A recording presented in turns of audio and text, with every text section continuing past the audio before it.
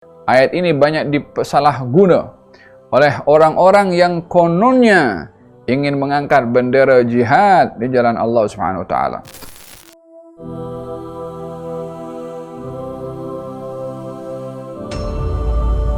Innallaha alimun hakim, sesungguhnya Allah Maha mengetahui lagi bijaksana. Qatilul ladzina la yu'minuna billahi wala bil yawmil akhir wala yuharrimuna ma harrama Allahu wa rasuluhu wala yadinuna dinal haqqi minal ladzina utul kitaba hatta yu'tul jizyata an yadin wa hum saghirun. Ayat ini banyak disalahguna oleh orang-orang yang kononnya ingin mengangkat bendera jihad di jalan Allah Subhanahu wa taala. Qatilul ladzina la yu'minun. Bunuhlah orang-orang yang tidak beriman kepada Allah dan hari akhirat, sehingga tak jumpa orang yang tidak beriman kepada Allah melainkan akan diperangi, akan dibunuh. Tak baca ke ayat yang lain itu, lakum dinukum waliyadin, bagi kamu agama kamu dan bagi kami agama kami?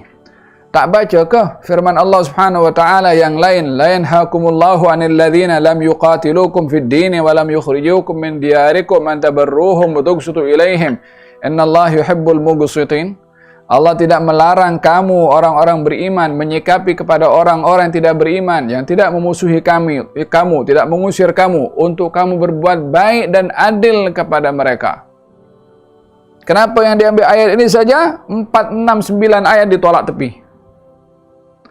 Ini adalah sikap orang bodoh yang memahami hanya sepotong daripada ayat hanya untuk memenuhi semangat yang tak berasas. Ayat ini dimulai qatilul ladzina la yu'minuna billahi wala bil yawmil akhir. Perangilah, dia kalimat dalam bahasa Arab ini qatilu, bermakna adanya orang yang memulai untuk memerangi baru diperangi. Bukan kaum mukminin yang memulai peperangan. Qatala, yakni adanya timbal balik, adanya orang yang memulai baru dibalas. Jadi di sini adalah merujuk kepada golongan orang-orang yang tidak beriman yang memulai memerangi kepada kaum mukminin, baru diperintahkan oleh Allah untuk diperangi. Qatilul ladzina la yu'minuna, perangilah orang-orang yang memerangi kepada kamu yang tidak beriman kepada Allah dan juga tidak beriman akan hari akhirat. Ya, supaya kita jelas dan tidak hanya mengambil ayat hanya sepotong-sepotong sahaja, dan tidak keliru mengimplementasikan ayat bukan pada tempatnya. Nabi bersabda, umirtu an uqatilan nasa hatta syahadu an la ilaha illallah. Aku diperintahkan untuk uqatil memerangi orang yang memerangi. Jadi bukan aku diperintahkan untuk memerangi orang yang tidak beriman sehingga mengucap 2 kalimat syahadah. Terjemahannya perlu diperincikan. Saya diperintahkan untuk memerangi orang yang memerangi daripada golongan orang tidak beriman, supaya beriman kepada Allah dan beriman kepada Allah dan juga kepada Rasulnya. Qatala, yakni adanya orang yang memulai baru dibalas dengan peperangan.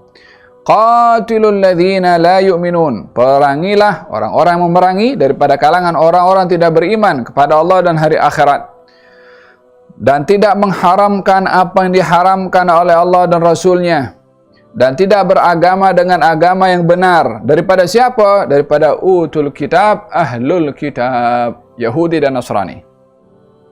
Terdapat golongan Yahudi dan Nasrani yang memerangi kepada baginda Rasulullah sallallahu alaihi wasallam, maka diperangi oleh baginda Rasulullah. Dan mereka yang diperangi oleh baginda Rasulullah karena mereka memulai, diberi 3 pilihan. Imma diteruskan peperangan kalau mereka dah surrender, diberi pilihan oleh Nabi sallallahu alaihi wasallam. Imma mengaku kalah dan membayar jizyah, yakni membayar ketetapan yang ditetapkan oleh kaum muslimin atau pemimpin kaum muslimin untuk dibayar ke Baitul Mal, atau diperangi terus, atau mereka angkat kaki. Ya, ini ada 3 pilihan: berhenti perang, bayar jizyah, atau masuk Islam, atau mereka angkat kaki.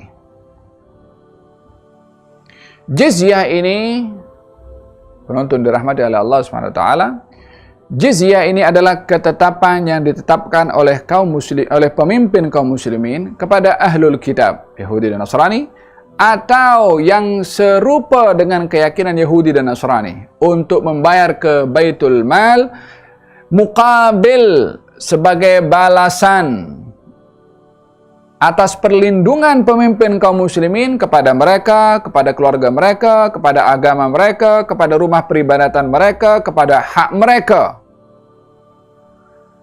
Jadi dalam hal ini jizyah itu bayaran ke pemimpin kaum muslimin kepada negara, supaya negara melindungi mereka ini. Jadi bukan tak difahami macam disuruh bayar tanpa ada balasan, yakni dipaksa diambil, dirampas duitnya. Tidak demikian. Ini yang banyak dihebohkan oleh golongan orang-orang orientalis ataupun orang-orang yang ingin memojokkan atau memburukkan sistem perundang-undangan Islam dengan mengatakan kalau Islam ini tidak adil kepada agama lain. Dengan apa? Dengan dipaksa agama lain membayar jizyah. Tidak demikian. Jizyah itu bayaran yang dikenakan kepada orang ahlul kitab, diserahkan kepada Baitul Mal. Mukabilnya, balasannya adalah mereka punya harta, mereka punya marwah, mereka punya hak dilindungi oleh negara. Lahum ma lana wa alaihim ma alaina, kata Nabi SAW. Bagi mereka haknya sama dengan hak kami, dan apa yang memudaratkan kepada mereka, ia sama memudaratkan kepada kami. Itu yang ada di dalam jizyah. Sementara bagi kaum muslimin diperintahkan untuk membayar zakat.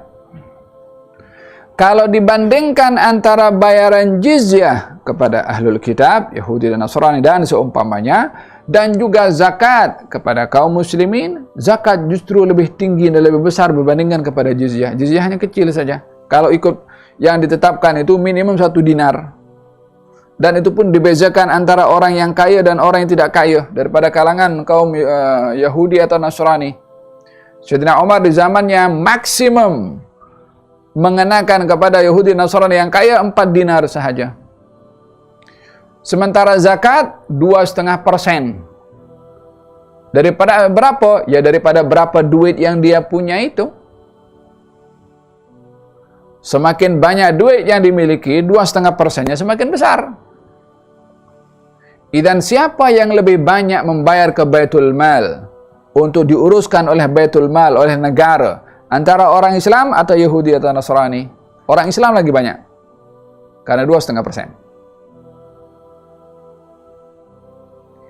Faham tak? Walihada jizyah ini bukan merampas harta kaum Yahudi atau Nasrani, tidak, tetapi ianya bayaran yang dikenakan untuk melindungi mereka, hak mereka, harta mereka.